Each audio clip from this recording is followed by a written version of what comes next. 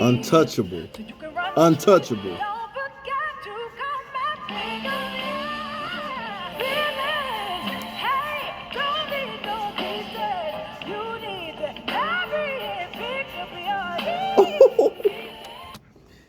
Listen, man. For the few of you Houston folk, because y'all the only ones really know her. That's when I put on my page. I said, could nobody touch Jasmine Sullivan live, vocally? And a few of you said, yeah, but she learned from mother. Don't ever discredit that, yeah, whatever. Don't bring me no washed up person who can't go sing past Beaumont. Nah, that's not gonna do it for me. But it's Motivational Monday. It's Monday. It's another chance to get it right or another chance to get it wrong one more time without God getting you. And this has been on me. And God said, you got to go back and do Motivational Monday. I like the other stuff you're doing now. He said, but you got to do Motivational Monday. So he wanted me to tell y'all I was getting ready to eat my lunch. He stopped me. And I said, Lord, come on. My food hot. I'm ready to eat my lunch. He said, if you eat, I'm give you a stomach virus. I said, no. So I said, okay. And he took me back to the story of Abraham. I put it on my status earlier this weekend, but I want y'all to hear this. Don't discredit the fact that God might change his mind at the last minute. Do not give up and think that God is not going to change his mind just because time is winding down. He took me to Genesis. Y'all know I learned the Bible from a blind man out of Crockett, Texas, Rosebud. But he took me to Genesis. 22nd chapter should be about the, I should have looked it up before I got it. Should be about the 9th verse. And this is where Abraham reaches the place where God told him to go and hibachi and send up his child as a burnt offering. Slice him up, burn him, and send him up burnt offering. I'm sorry. And Abraham is obedient. You know, he's better than me because my car would have broke down. Lord, we on the side waiting on AAA. I wouldn't have made it up there. It had been a hard decision, but Abraham is obedient. He goes, he builds the altar, and he arranges the wood, does what he's supposed to do. Gets the knife, raises the knife up, and an angel screams, Abraham, Abraham, and he says, here I am. His response has always been peculiar to me.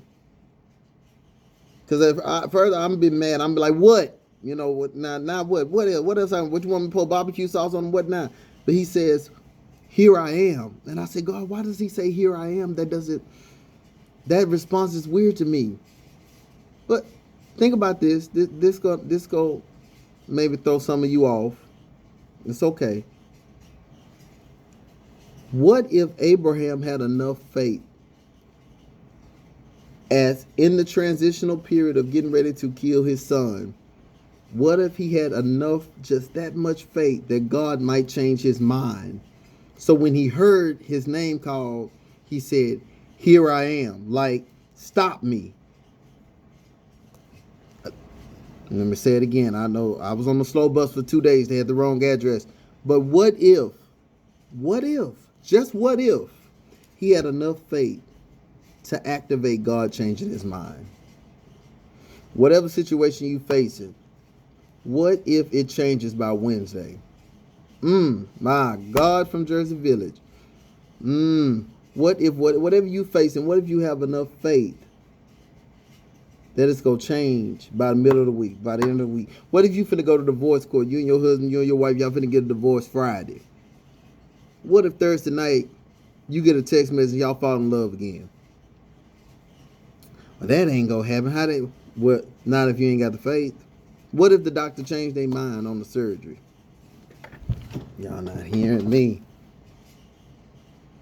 What if the job called back and say, oh, we thought the other candidate was going to work out, but they moved to another city, so we're gonna offer you the position? What if?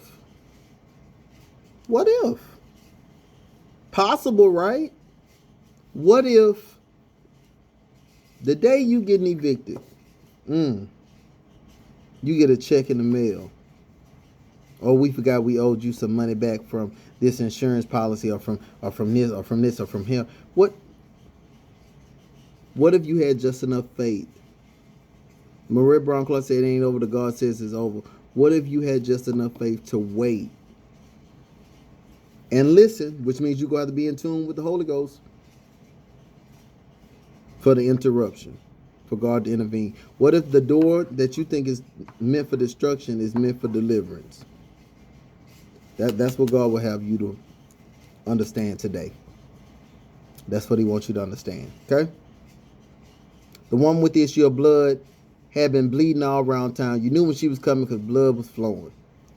And went to every doctor, oncologist, rheumatologist, whatever tologist, the orthopedic doctor, the arthritis doctor, the dentist, my grandma called the Rooty Tooty Fresh and Fruity doctor. They get you right down there. She went to everybody.